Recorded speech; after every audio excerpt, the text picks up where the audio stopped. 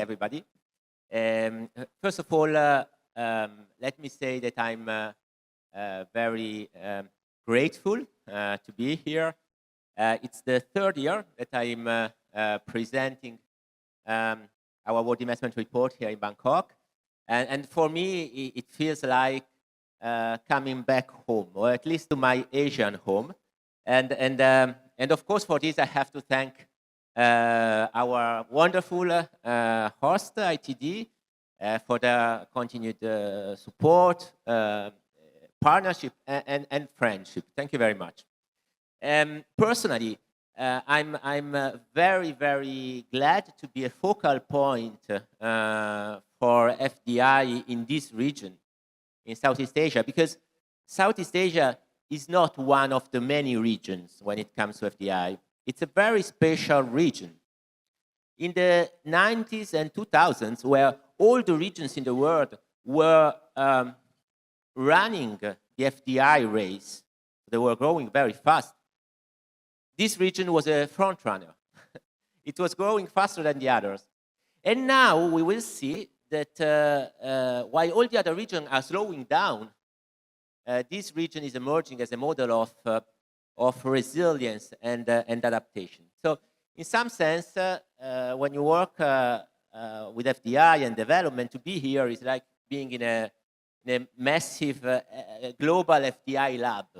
We have many things to learn as FDI experts by the exchange with this region. So today I will present the latest report, the World Investment Report 2025.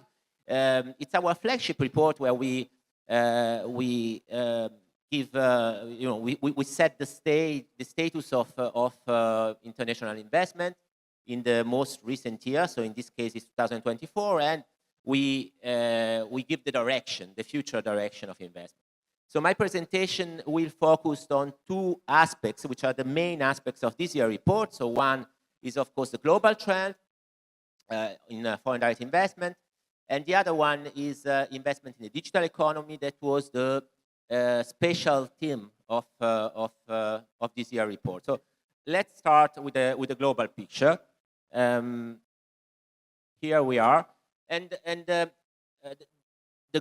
global picture, the global trend in FDI is not bright, and this is an euphemism to avoid starting with a more pessimistic line. But as you see from here, global FDI have been declining in 2024 by 11%, and it's not the 11%. Because FDI got us used to big ups and downs. So 11% feels big, but it's not so big. If you see the FDI line, the blue line, it has a lot of volatility. But the key point here is ups and downs. So normally after 1 year of decline, you are followed by another year of growth. In this case, what is very concerning is that this is the third consecutive year of decline. You see 2022, 2023, 2024. I haven't really checked, but I think if you look around at the trends in the last 15 years, there is no other period where you had 3 years in a row of decline. So this looks much more like a pattern than a cycle. So a structural downward pattern that is right now characterizing the FDI trend.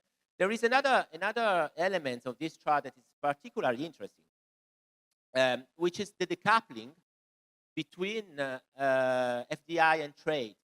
If you see the trend line of trade in the last 15 years has been moderately increasing on a kind of stable trajectory, while FDI was very volatile, and lately it's really decoupling from trade. And this is something that is very important to notice, because globalization for the last 3 decades has been a machine with two engines. So on the one side, trade, on the other side, international investment, right? Now, if one of these two engines now starts slowing down, then that can affect the overall functioning of the machine. So we should be concerned about this decoupling between FDI and trade. So in other words, what is happening is that the global markets are continuing to expand on a fairly regular basis, but the global factory is shrinking. So countries, they are continuing to exchange goods between each other, but they are not producing goods together as much as they were doing before.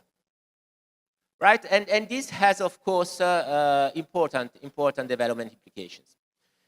When we look at the map of FDI, so of the FDI results by region for 2024, we see that the map is very fragmented. So there are some regions that have grown quite a lot, and in particular, we see Africa and North America. Some regions that have declined quite a lot, Europe and the Latin American Caribbean, and developing Asia, we will have a focus on that in the next chart, has been relatively balanced with a moderate decline of 3%. Now, one question that it's fair to address here is whether this is a potential high-level picture of the losers and winners of this phase, uncertain phase of FDI fracturing. So it could give us an idea of who is benefiting and who is losing from this.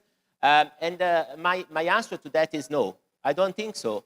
And I would like to give you three inputs why I don't think so. So the first element is that I think that all the regions are losing because the pool of investment is decreasing. So the uncertainty is frozen, is freezing investment decision overall. No? So I would not be inclined to position this in terms of winners and losers. It's true, and this is the second element, that investment patterns are changing, and you see it particularly in bilateral investment flows. You see that certain routes are less crowded than before, other routes are more crowded, but overall, we are not seeing emerging a clear geography of winners and losers. If you look at the plus and minus last year, it was completely different than this year, almost specular. So there is still there is uncertainty even in terms of where ultimately investment is going as a result of this global headwinds. It's true that there are, and this is the third element, it's true that there are some regions that are doing well despite everything. And Southeast Asia is one of these regions. Another one is, for example, Middle East. But I would put it in terms of being more resilient than the other regions rather than benefiting from a situation of FDI fracturing. It's a very different positioning. But let's look more in details of what is happening in this region. So this is the trend for last year for developing Asia. And you see the Southeast Asia, so investment flows in this region have been increasing by 10%. So it's the Asian region that have been increasing most, and one of the regions in the world that got the highest growth in FDI. 10% in this moment is a big result. Last year was plus 1%. So it's a kind of structural proof of resilience. If you look at the other interesting point is that if you look at the countries in the region, this growth is not driven by one or two big countries that had a very, very good performance. It's quite balanced and widespread across most countries in the region, from Singapore to Cambodia. So countries have very different stages in their development path and with very different FDI footprint. They managed to prove to be resilient in their own way. You know? So this is particularly positive. So this basically tells us that we are not talking about one bright spot here, but we are talking about multiple bright spot in the same region. So this is good news for the region. But if we close, unfortunately, these windows of local good news, and we zoom out again to the global picture, we have this very we are drawn to the ground of global FDI, and the landing here is particularly painful, because I think this is one of the chart. Well, it's probably the most dramatic chart of this report, and one of the most dramatic of the most recent reports, because it shows at the global level the trends in investment in SDG sectors. FDI, so these are the sectors where FDI are meant to go to boost sustainable development. And if you look at this picture, you see a lot of minus on the left-hand side. Big minus in infrastructure, in renewable energy, in water, in agri-food system. The only area that is growing is health and education. This is important because we think that investment, in particular in health, in UNCTAD is a very important new frontier of SDG investment, and that health security is going to be a big driver of FDI over the next decade, and we are working a lot. I'm personally very engaged in this. But overall, this picture is dramatic. It's dramatic. A few years ago, we did a study where we estimated that in order to reach the Sustainable Development Goals by 2030, we would need 4 trillion annually in additional investment. And at that time, on the left-hand side of this chart, you would have a lot of plus. And the narrative was, okay, investment in SDG is growing, but is not growing fast enough to reach the SDG by 2030. And now this has turned into minus. So it's that means that the achievement of the Sustainable Development Goals by 2030 is getting even more and more difficult now. So we really need to put our effort, our energy, to think on how to channel investment into these areas, and how to accelerate investment into these areas. So if investment does not go into SDG sector, into infrastructure, renewables, where is it going? And now we pass to the second aspect of our report, investment in the digital economy. So one obvious candidate is the digital economy. And that's true. There is a lot of investment going in the digital economy. And this is the left-hand side of this chart. It has very strong numbers. So we see that in the last, after 2020, FDI in the digital economy have grown 3 times. 3 times in a period where global FDI have been declining. and in terms of share, they passed from 20% to 30%. If you think about that, 30% means that $1 every $3 of investment globally goes into the digital economy. So it's getting a really big share of total investment. And if you extended this time period into 2010 or 2005, you would see that the share of investment in the digital economy must have gone from 5% to 30%. So we are talking about a big growth, a big acceleration. This is potentially good. This is potentially good because investment in the digital economy, it's investment that feeds digital transformation. Digital transformation can be a lever for sustainable development. But in the right-hand side, we see what is the other side of the coin of this. And what's the problem with this? The problem is that this investment, this fuel, is a fuel that for now, at least, is boosting the FDI performance only of a large economy, of emerging markets economy and developed economies. So we see on the right-hand side that if we look at all digital investment going to developing economies, 80% of that is concentrated in just 10 countries. So it's a very concentrated and exclusive in some sense investment. And the next chart is confirming this picture because it's showing in which parts of the digital economy investment is going globally.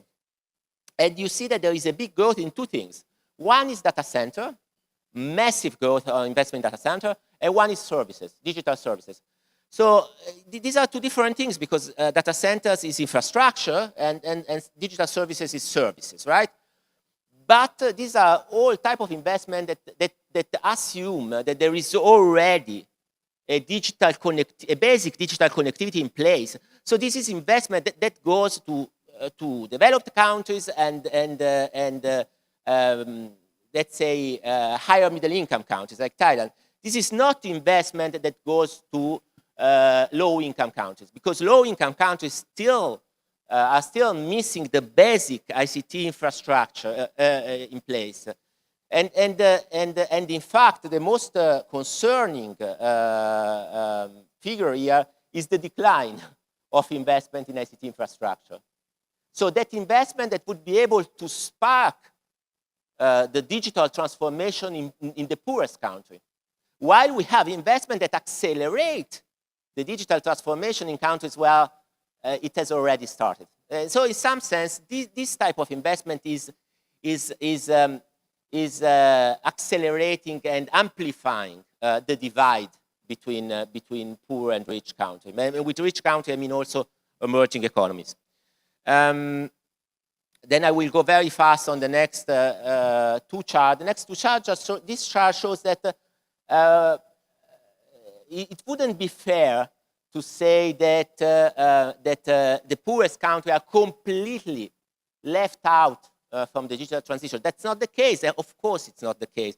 If you look at the last line here, you see that the share of countries that have a digital transformation strategy in place between the lower income countries has been increasing a lot in the last 7 or 8 years. What we have noticed is that there is no investment provision and investment strategy in this digital strategy. So this is a part that is missing. Plus, and this is another element that I wanted to share, there are some regulations that are considered to be very important for investor in the digital economy, such as, for example, data governance regulation, cybersecurity regulation, such as, for example, regulation around IP and competitiveness that are missing in low-income countries. That's a big barrier for investment to flow there. Now, so the challenge is to make sure that digital investment that is growing, that is a very powerful fuel, is also inclusive. So go also to the lower income countries. And how to support that, we have identified a strategy based on 4 pillars for lower income countries to be able to attract investment in the digital economy. So these 4 pillars are the foundations, meaning that there has to be in place a strategy, there has to be in place the right regulatory infrastructure, stimulating investment, so engaging IPA in attracting investment in the digital economy, fostering impact, so making sure that this investment is the right kind of investment that creates skills, that create linkages with SMEs, and that is green and sustainable. And also harnessing international investment agreements so that countries coordinate around this objective. So this is the comprehensive map, and in our report you will see the full-fledged strategy explained. So I still have 40 seconds, so I conclude with the 4 points that I would like you to bring back home. Just flash. So the first point is investment is going down. The FDI engine needs to be reboosted. Second point, there are many ways in which countries can reboost the FDI engine. Some were mentioned before, regionalism, for example, green FDI, but digital FDI is definitely one possible fuel to reboost the FDI engine. Third point, at the moment, this fuel is boosting FDI performance in countries that are the rich country and emerging market. Fourth point, we need to make sure that this fuel, and this is the recipe that we provide, is also instrumental to boost and to attract investment and to boost the digital transformation in lower income countries. Thank you very much.